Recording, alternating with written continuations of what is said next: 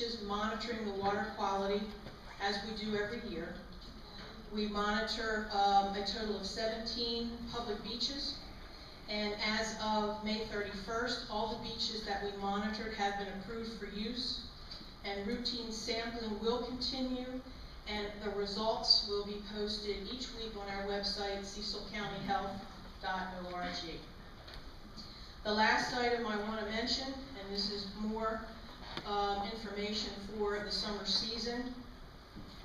Hurricane season starts June 1st.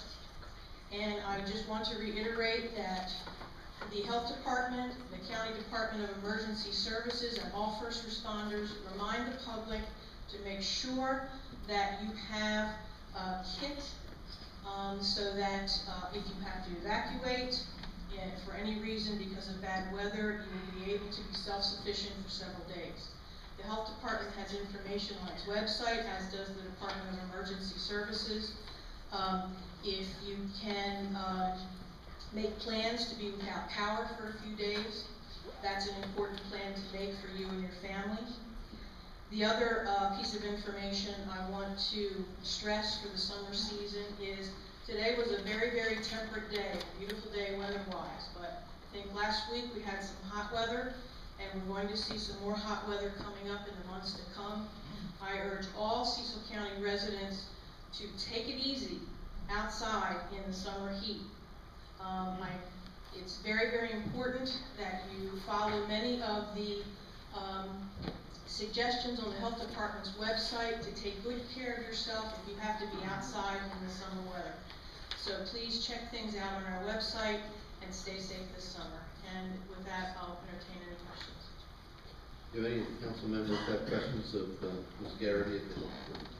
You monitor the coliforms in all of the rivers? We monitor the fecal coliforms in 17 public beaches. I think it touches on all of the rivers, if I'm not mistaken. I don't have the map in front of me, nor do I have it memorized. But Dr. McCarthy, that is on our website, and I can forward that to you. Okay, thank you very much. Ms. Garrity, Yes. I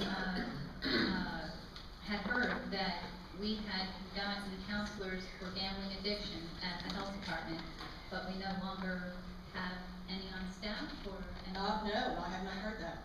Okay. Some of our counselors have been trained in gambling addiction. We are accepting clients who walk in, who are referred to us by the state gambling hotline. We do have trained counselors for that. Have you had any people coming in yet? I think Ken Collins, the director of our addictions division, mentioned to me the other day that we just started to get some phone calls because of the advertising that the state is doing about the 1-800 gambling hotline. So I would say things are just starting to increase. Do you think there's a need for a local hotline number as well? No, not for a local hotline number. Maybe what we can do when the state is finished with their statewide campaign is maybe begin to promote that statewide hotline number a little more locally. Yes. The state is referring people to us now because they weren't originally. They are. That's correct. They were not originally. I was concerned that the call number was coming out of Louisiana. Oh, Yeah. I'm not sure where the calls are being channeled through, but they are coming to us via the hotline fairly quickly, from what I understand. Yeah, I was encouraged because the references, the referral numbers initially weren't there, but they do have them listed now. Right, and we were waiting for the state's plan to kind of gear up and move forward, and I'm happy to, I agree with you, I'm happy that the number's out there, the state is publicizing it, and then we're beginning to see it trickle in with some folks. Any other questions? Thank you, Ms. Thank you very much. And I'll help you. Next item is a presentation from Director Eric Sensen from the Planning and Zoning Department, presenting the 2012 Department of Planning and Zoning Annual Report. Mr. Sensen. Thank you, President Hodge. Next item is the annual report for calendar year 2012. The Division 1, Title 1, Subtitle 2, Section 1-207B of the Land Use Article of the Annotated Code of Maryland requires the Planning Commission to adopt an annual report and file it with the local legislative body. The format of the annual report should be familiar to the council persons as it is carrying on the format of years past. There's an executive summary in the front, followed by a overall overview of the development land use activities that occurred in the county during the past calendar year. The report segues into rosters of the different boards and commissions that are involved with our office, as well as the staff of our office. The appendices contain maps and data going into greater detail on issues such as minor subdivisions, major subdivisions, agricultural preservation activities, building permit issuance, site plan review for commercial industrial activity. There's information in there on critical area activities, zoning ordinance violations, and enforcement actions. So we are satisfying the requirements of the land use article by providing the filing this report with you this evening. Is that it? That is it. Okay. Do any of the council members have any questions at this time? I would suggest that we read it, and if we want to put it on a work session for further discussion or questions, we can certainly do that. So, hearing no questions, we'll move on to the next part of our agenda, which is the introduction of bills. The first bill that we're going to introduce is bill number 2013-05. This is a zoning ordinance regarding brownfields. Would Mr. Massey please read this bill into the record, please? Bill number 2013-05, an act to amend the Cecil County zoning ordinance, Article 2, Part 1, Section 12, definitions, Brownfield Redevelopment District, BR, Article 3, Part 8, Section 42.2E, Brownfield Redevelopment District, BR, and Article 11, Part 6, Section 247, introduced by the Council President on behalf of County Executive, introduced in order posted on June 4, 2013, public hearing scheduled on July 2, 2013 at 7 p.m. and scheduled for consideration July 16, 2013. Okay, just for the public's benefit, the council members were briefed on all these bills this morning, had opportunity to ask lots of questions, so we're going to go through this pretty quickly so we get out of here before midnight. But I'm not going to. I will ask Director Centrum to give us a quick synopsis of this bill and the purpose, please. Thank you, Mr. President. The text before you this evening is the culmination of a process that was initiated by the former Board of County Commissioners in an effort to develop regulations that would create incentives for individuals to look to sites that are known as brownfields and return those sites to productive use. The proposed brownfield ordinance would create an overlay zone that would be, individuals would petition the local legislative body to designate on a site whether the base zoning is commercial, industrial, or residential. They would be able to avail themselves of the incentives contained in the bill, which are enhanced densities for residential development and design flexibility and a wider variety of uses for commercial and industrial development. Approximately 70 sites in the county are identified as brownfield sites now by the Maryland Department of the Environment. And anybody who wishes to, as I mentioned earlier, return those sites to a productive use would be able to, if this is adopted by the county council, be able to return those sites to a productive use and return them to something other than just an abandoned site. Okay, thank you. Are there any questions from the council members regarding this bill introduction? My concern is that while there, it's good to provide incentives because we have so many brownfields in Cecil County, there are incentives on the state of Maryland that are not being fully promoted. And there were developers that actually sat on this board to review and were surprised by the incentives that were offered and they didn't know about it. My concern with the incentives that Cecil County is providing is that the design flexibility, the setback, the density, all of these decisions will be done administratively in a vacuum. And I don't think that's fair to the adjoining property owners. I think there should be a checks and balance process, and I would recommend, I would make a motion. I make a motion that we amend it to where it's not an administrative decision, but that it would be done the same process as in a rezoning. That it would go before the planning commission and then before the county council to have a vote. Okay, I would encourage that if you. Well, I made a motion. No, I'm not making the motions at this time until you put it in writing. If you want to make an amendment, put it in writing for our consideration, okay? So we will not be voting on any of these introduced bills tonight. Most of them are tentatively scheduled for,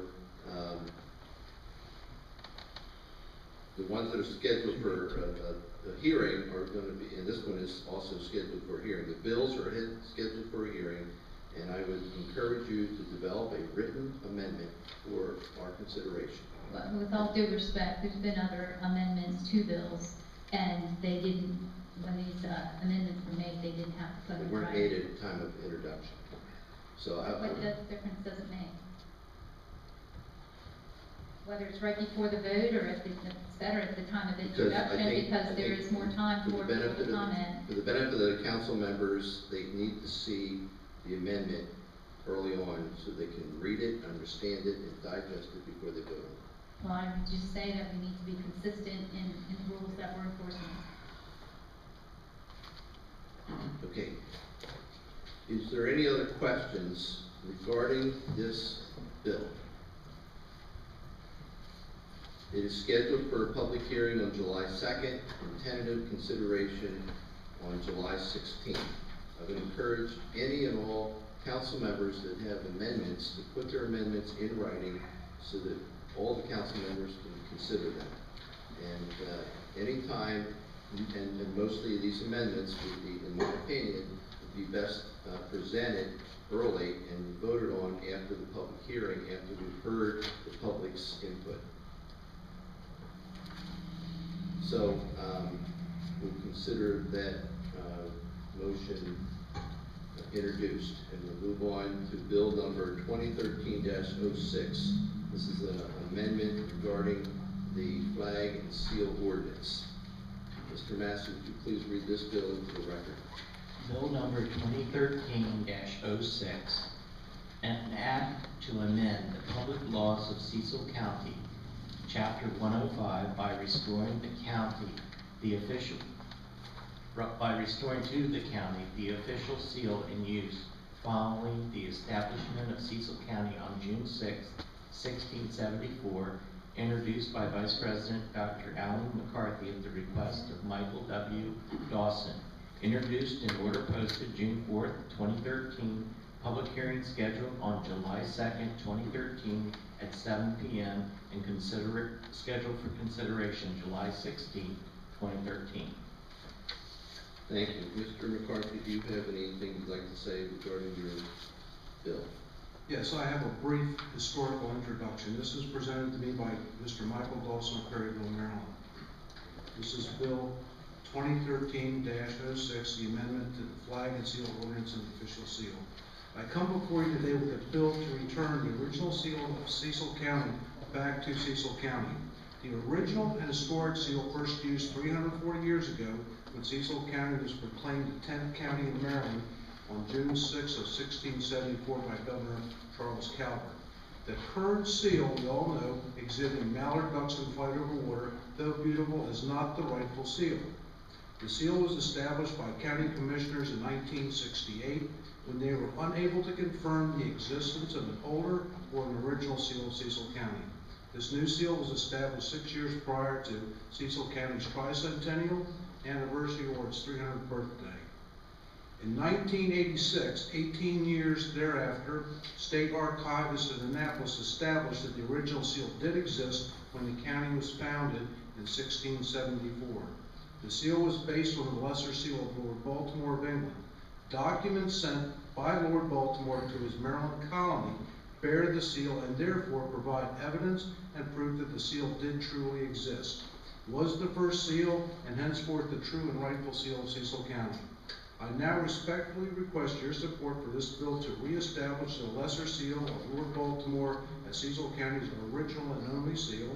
By doing this, we will set straight and correct the historic record of Cecil County. Do any of the council members have any questions regarding this bill? My concern is the fiscal note. I'd like to see how much it would cost. Okay, and we have asked the staff and Mr. Massey to work together to come up with a fiscal analysis before consideration of this bill. Any other thoughts or comments on this bill at this time? I would agree also that at this point, our current seal does have some history associated with it as well, that we should consider. Okay, any other thoughts or comments at this time? All right, we'll consider that bill introduced, and there'll be a public hearing on July 2nd, and tentative consideration on July 16th. The next item on our agenda is the introduction of resolutions, of which we have multiple resolutions, the first of which is an amendment to the Master and Water Sewage Plan to accommodate water connection from Highlands to Meadowview. Mr. Massey, would you please read this resolution into the record, please? Resolution number 48-2013,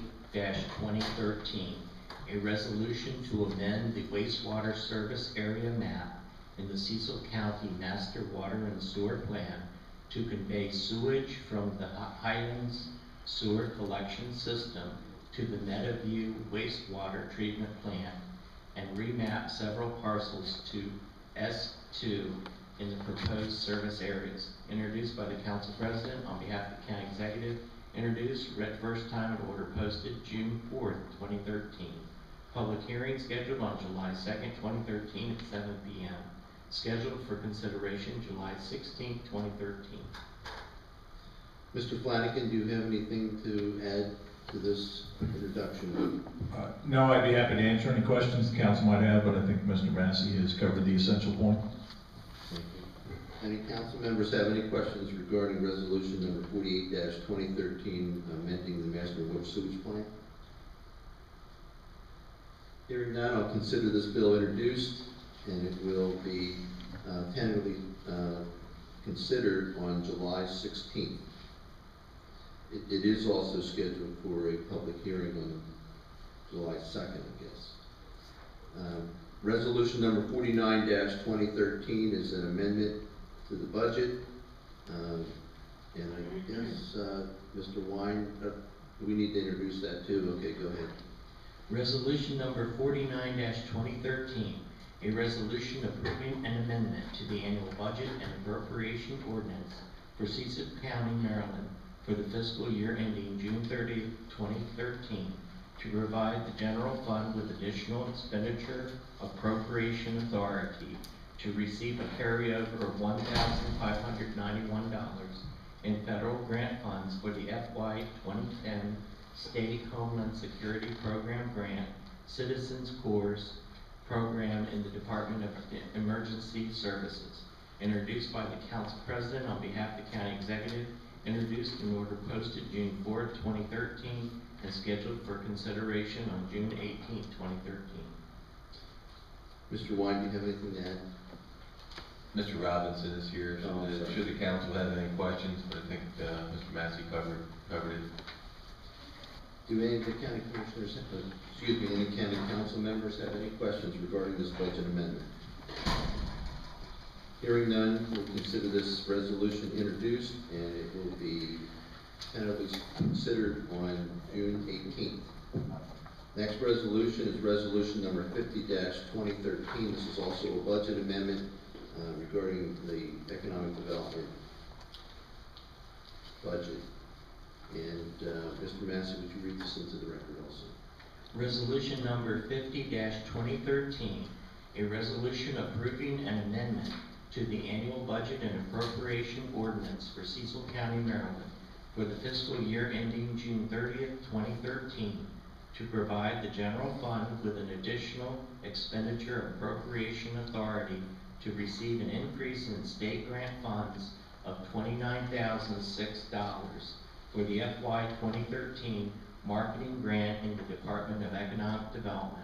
Introduced by the Council President on behalf of the County Executive, introduced and order posted June 4th, 2013, and scheduled for consideration on June 18th, 2013. Thank you. Mr. Robinson, do you have anything to add to this? No. Council members, do you have any questions regarding this resolution? Hearing none, we'll consider this resolution introduced and it'll be tentative consideration on June 18th of 13. Next resolution is also a budget amendment known as 51-2013 regarding the Cecil County Drug Task Force. Mr. Massey, would you read into the record, please? Resolution number 51-2013, a resolution approving an amendment to the annual budget and appropriation ordinance for Cecil County, Maryland for the fiscal year ending June 30th, 2013, to provide the general fund with additional expenditure appropriation authority to receive $1,200 of local grant funds for the FY 2013 Cecil County Drug Task Force grant of the Sheriff's Office. Introduced by the Council President on behalf of the County Executive, introduced in order posted June 4th, 2013, and scheduled for consideration on June 18th, 2014. Director Robinson, do you have anything to add? This actually is a grant that relates to funds that the court awards. Funds are withheld at the time of judgment, and they are sometimes divided amongst respective authorities. If we have received additional funds by the time it is voted on, brought for consideration on June 18th, we will be adding those funds in here. It's to accumulate what's been awarded by the court to us. Are there any questions from the council members regarding this resolution? Hearing none, we'll consider this resolution introduced, and we will have a tentative consideration on June 18th of 2013. The next resolution is also a budget amendment regarding the Neighborhood Youth Panel. Mr. Massey, would you please read this resolution into the record?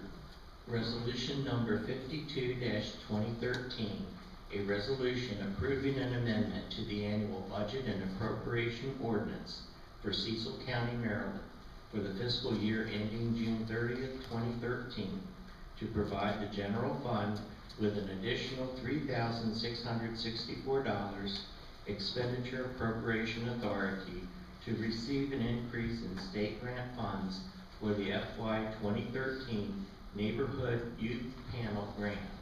Introduced by the Council President on behalf of the County Executive, introduced in order posted June 4th, 2013, and scheduled for consideration on June 18th, 2013. Thank you. Director Robinson, do you have anything to add to this resolution? No. Council members, do you have any questions regarding this resolution? Hearing none, we'll consider the resolution introduced, and we will be considering it on June 18th of 2013. The next resolution is an appointment to the Board of Appeals.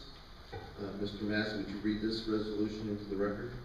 Resolution number 53-2013, a resolution to confirm the appointment by the County Executive of Eric Marshall to the Board of Appeals.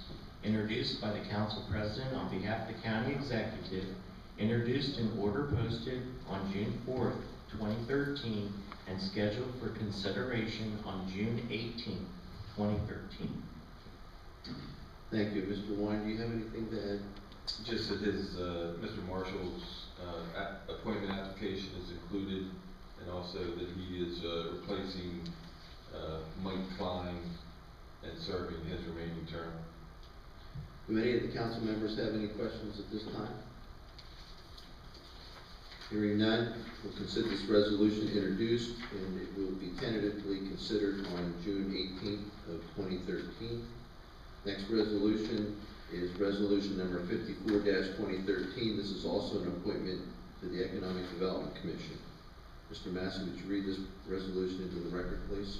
Resolution number 54-2013, a resolution to confirm the appointment by the County Executive of Robert Paulsgrove to the Economic Development Commission, introduced by the Council President on behalf of the County Executive, introduced and order posted on June 4th, 2013, and scheduled for consideration on June 18th, 2013. Thank you. Mr. Wine, do you have anything to add regarding this resolution? No, sir. Council members, do any of you have any questions regarding this resolution? Hearing none, we'll consider resolution number 54-2013, an appointment to the Economic Development Commission entered. The next resolution is resolution number 55-2013. This is for appointments to the Susquehanna Workforce Investment Board. Mr. Massey, would you please read this resolution into the record, please? Resolution number 55-2013, a resolution to confirm the appointments by the County Executive of Daniel Schneckenberger to serve 3-year term to expire June 30th, 2016, and the reappointment by the County Executive of Daniel Daenerys, Renee Whitemeyer, and Lisa Webb to serve a 2-year term to expire June 30th, 2015, and Dr. Dieta Devine, Mark Kamholz, and Terrence Lavelle to serve a 3-year term to expire June 30th, 2016, to the Susquehanna Workforce Investment Board, introduced by the Council President on behalf of the County Executive, introduced and order posted on June 4th, 2013, and scheduled for consideration on June 18th, 2013. Mr. Wine, do you have anything to add? Nothing to add. Thank you. Council members, do you have any questions? I will not be supporting Dan Schneckenberger for that. Okay. Is there any other questions regarding this resolution number 55-2013? Hearing none, we'll consider this resolution introduced. And we'll move on to the next resolution, which is a nomination of a historic designation for the Town Point School. Mr. Massey, please read this into the record, please. Resolution number 56-2013, a resolution to establish and designate the property located at 19 Fort Herman Road, Chesapeake City, Maryland, District 2, Tax Map 47, Parcel 7, known as the Town Point School, number 4, as a historic district, introduced by the Council President on behalf of the County Executive, introduced and order posted on June 4th, 2013, and scheduled for consideration on June 18th, 2013. Thank you. Mr. Wine, do you have anything to add to this resolution? Mr. Senator? Mr. President, just briefly, this school was erected in 1877 at a cost of $420. The school replaced an earlier school that was erected on the site in 1859. The structure was used for a school until it was closed in 1938. The building was used for a period as a grocery store, and then as a residence to the present day. The schoolhouse still has its original pine clapboards and double sash windows. The stone foundation has been repointed and preserved. The interior has been remodeled with 2 additions being added over the years, the first occurring in 1920 and the second in 2002. It was reviewed, this application was reviewed by both the Planning Commission and the Historic District Commission. Both thus forwarded the recommendation of approval to the County Council. Thank you. Are there any questions from the council members on resolution number 56-2013, nomination of a historic designation to the Town Point School? Hearing none, I'll consider this bill introduced and subject to consideration on June 18th of 2013. The next resolution to be introduced is resolution number 57-2013. This is settlement litigation regarding the York Building Products Company versus Cecil County. Would you please read this resolution to the record, please? Resolution number 57-2013, a resolution to settle litigation in York Building Products Company, Inc. versus Cecil County, Maryland, by restoring the zoning designation on York Building Products Company, Inc.'s parcel 122, tax map 35, election district 5, to M2 heavy industrial, and to revise the county's zoning map to reflect such zoning restoration. Introduced by the council president on behalf of the county executive, introduced in order posted June 4th, 2013, and scheduled for consideration on June 18th, 2013. Mr. White, do you have anything to add? Just that the consent order was executed on May 25th by the circuit court. Council members, do you have any questions? What does that mean, that it was executed? Is it already, It was signed by the judge. yeah, so it's a done deal? It is.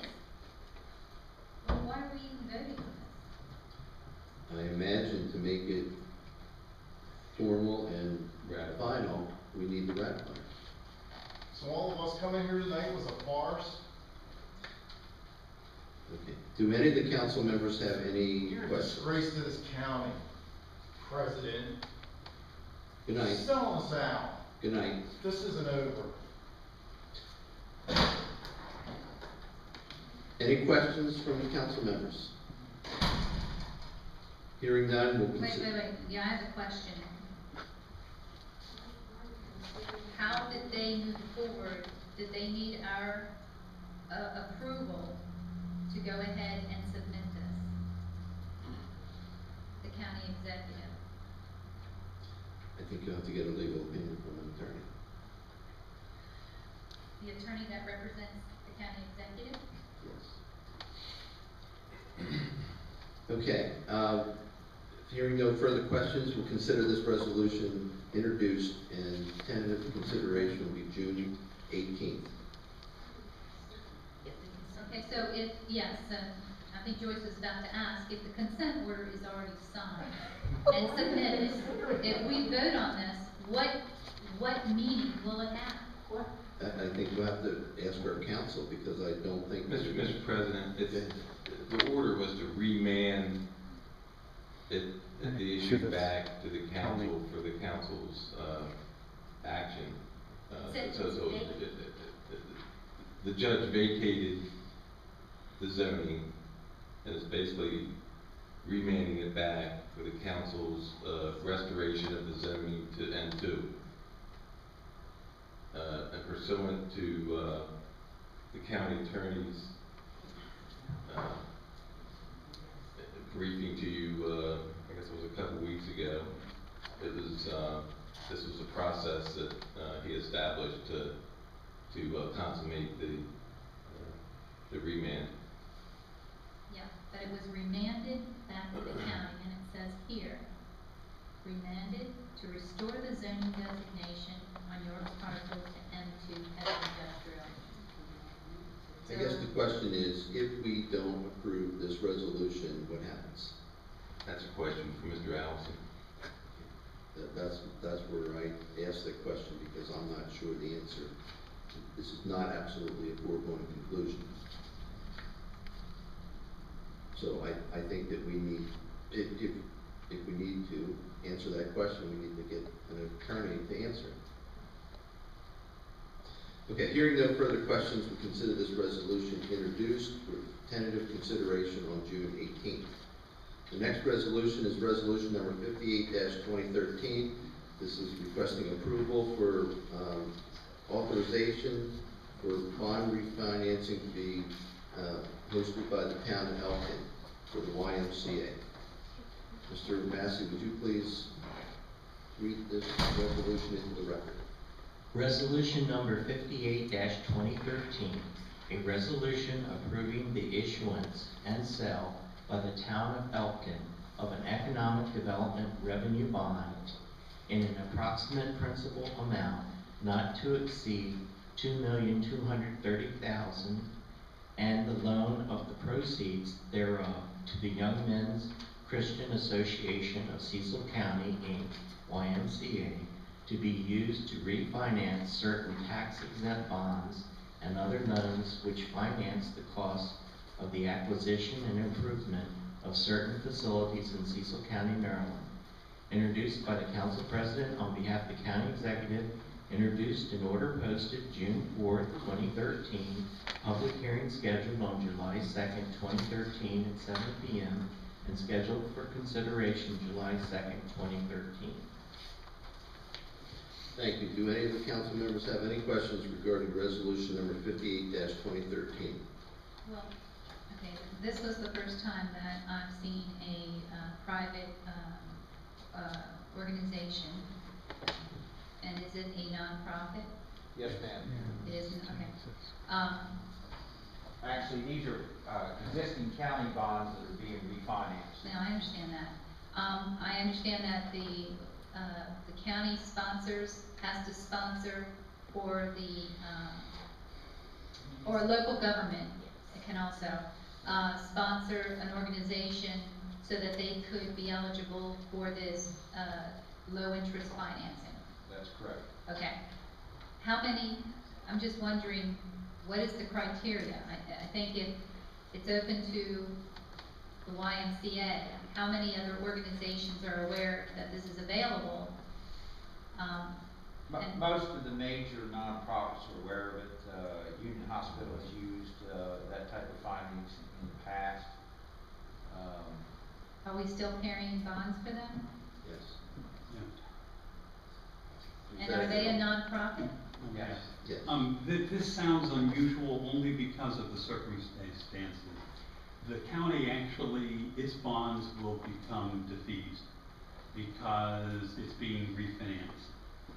It just so happens that because of the way allocations of municipal bonds occur, it's allocated to the state, and the state allocates it to its municipalities and other instrumentalities. And the Elkton is one of those.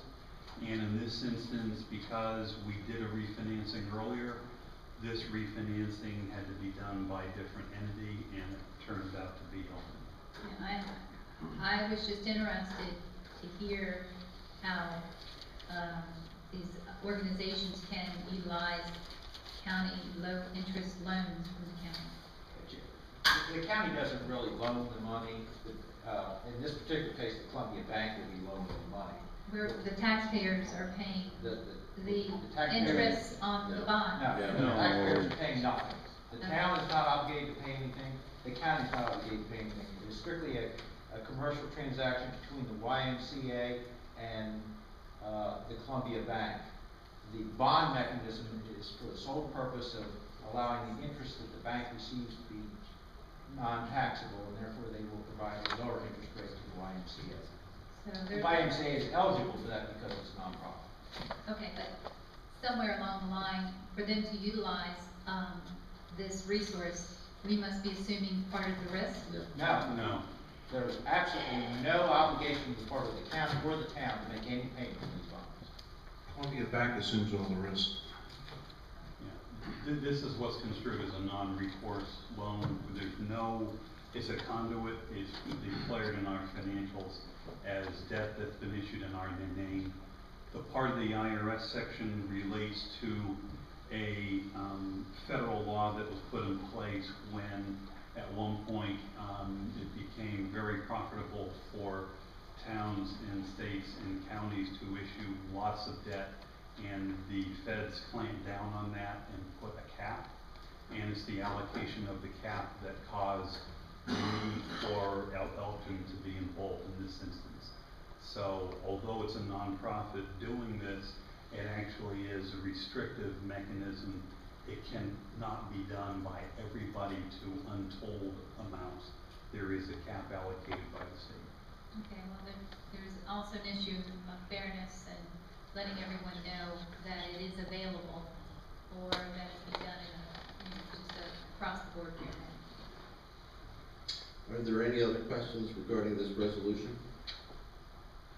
Hearing none, we'll consider this resolution introduced, and it's scheduled, it will be scheduled for a public hearing in the future. I guess the date's not known at this time. July 2nd. Okay, then, okay. It'll be scheduled for a public hearing on July 2nd with a tentative consideration on July 2nd. Thank you very much. We appreciate it because the sooner we can do this, the more interest we can save, so we appreciate it. Okay, we've come to the point on our agenda where we have consideration. It basically means we're making a decision on 3 different resolutions that were previously introduced. The first resolution is 43-2013. This is an appointment for the county council attorney.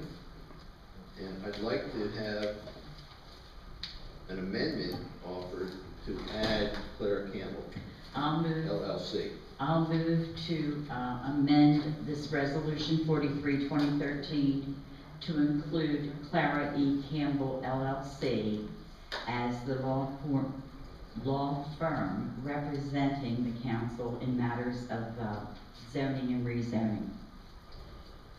Mr. McCarthy, Mr. Massey, have you prepared a new resolution that has the amendment? I prepared an amendment. We did have, we prepared the bill as amended. I can distribute your copies. But we still need to have a second to this amendment because it is. Would you read the resolution, please? Resolution 43-2013, a resolution to appoint Jason Allison Esquire as council attorney for general legal opinions and advice, and the law firm of Funk and Bolton for special counsel, introduced by the council president Hodge, introduced and order posted May 21st, 2013, and scheduled for consideration June 4th, 2013. What about the amendment? The amendment's not there. Well, the amendments in the text of the resolution are. Okay, would you please read the amendment? Sure. On page 2, line 16, insert the following. Whereas Clara E. Campbell Law Offices has served the Cecil County Planning Commission and assisted the Department of Planning and Zoning with issues of zoning and land usage. And on page 2, line 21, insert the following. And be it further resolved that the County Council of Cecil County designates Clara E. Campbell to assist the council in zoning hearings. I think we need to amend Clara Campbell LLC. It's the law firm. Clara Campbell LLC.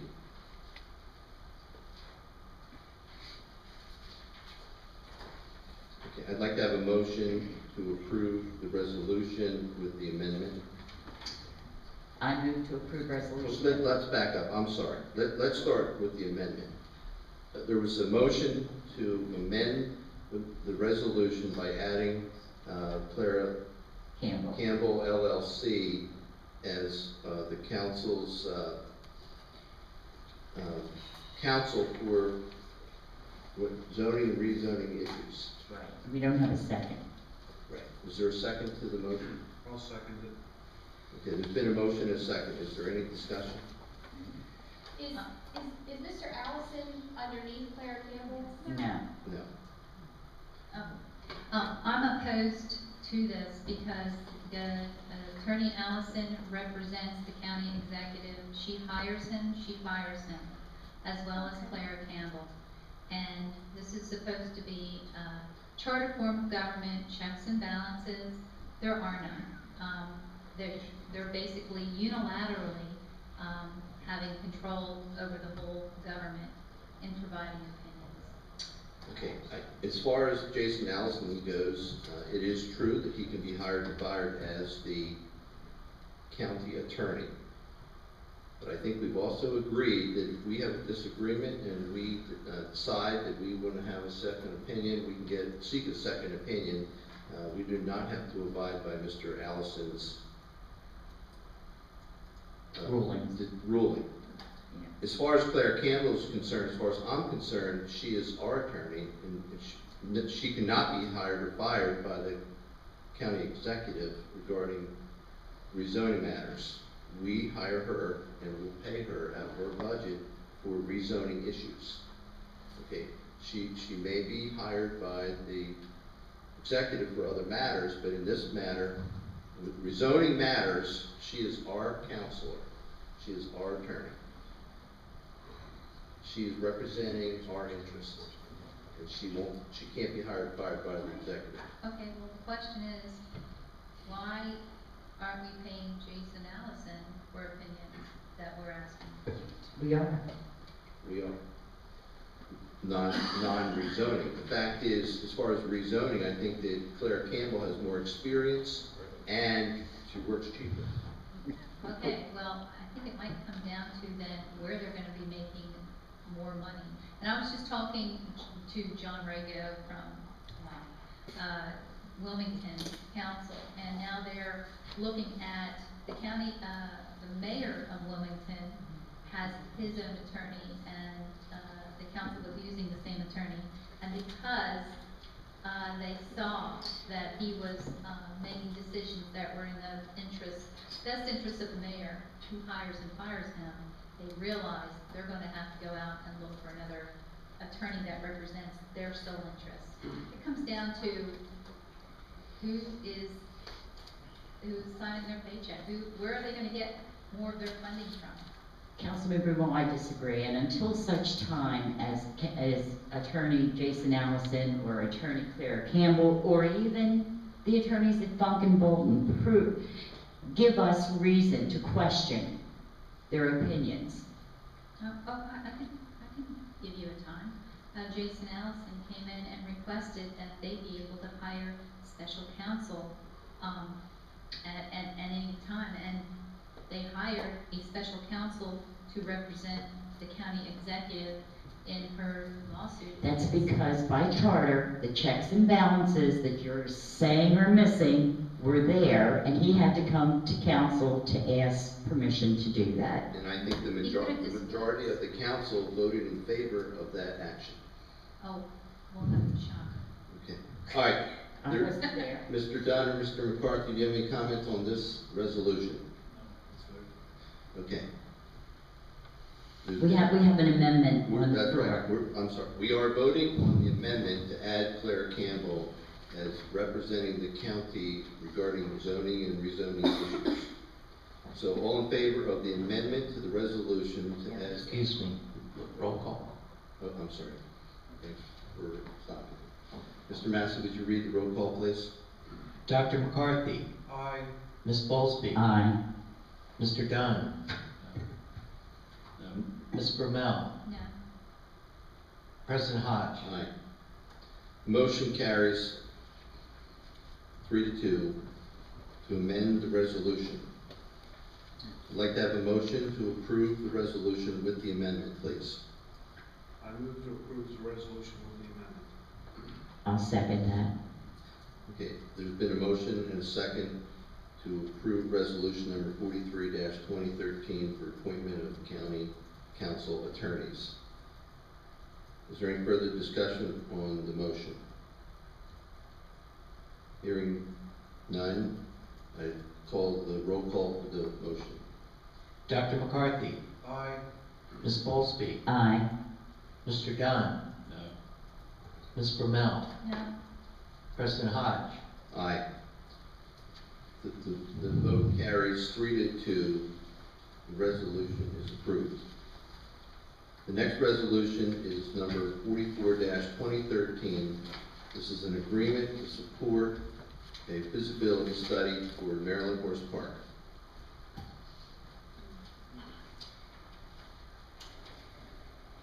Is there a motion to approve? Well, it has to be read into the record. You want me to read this? Okay.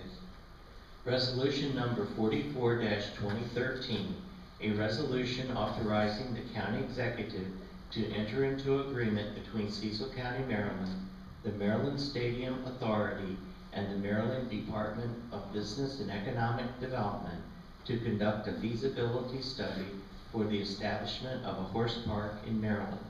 Introduced by the council president on behalf of the county executive, introduced in order posted May 21st, 2013, and scheduled for consideration on June 4th, 2013. Are there any questions by the council members? No, but I think it's important to point out to the audience that there is no money involved from Cecil County in this. The grant, it's a grant, and the money is coming from the Maryland Economic Development Assistance Authority. I think it's also important to note that this is a study to potentially, maybe, might introduce a horse park in Maryland, and it doesn't say Cecil County, it says Maryland. Right, and it doesn't say in one place, because they've talked about possibly having, like, field trials at one place and you know, horse shows at another place, so that it would not necessarily be located in one spot as was previously recommended. Okay, and I wanted to point out that the citizens had for good reason to be vigilant and protective and ask a lot of questions. They requested a meeting with us and with the Maryland Horse Industry Board to have their concerns addressed. The majority of the council said no, we're not going to do that. I asked if the feasibility study came back and said that we would have to have a arena in Cecil County to make this economically feasible, that we would not support it, and did not get a commitment from this board either. I think that raised concerns again with I think that until the study is done, we're putting the cart before the horse. no, I think. Let's see what they have to We've been down say. this road before, Ms. Bowlesby. I don't think we've been down this road, Diana. We've been down a road, but not this road. It sounds like Does it's the same. anyone else have anything to say about this resolution? We need to know what it is up front before any decisions are made. motion? Absolutely. Was there a motion? No, okay. No, I know, I'm not yet calling for the vote yet, I just want to make sure everyone's been heard. Okay. All right, may I have a motion to approve resolution number 40-2013 regarding the agreement to support a feasibility study for the Maryland Horse Park? I move to approve resolution 44-2013. I'll second it. Okay, there's been a motion and a second to support an agreement to provide a feasibility study for Maryland Horse Park. And I'm gonna vote against just because we're not addressing the concerns of the public. And I'm not necessarily against the feasibility study. It'd be nice to have a horse park infrastructure that we could retain the natural state of Fair Hill, guaranteed that the natural state is preserved. But we're moving down this road, and I'm afraid it's something that we're not going to be able to take off course once we go down. In defense of this resolution, we can reject anything they might provide to us. Exactly. I don't know that we're making a commitment at all.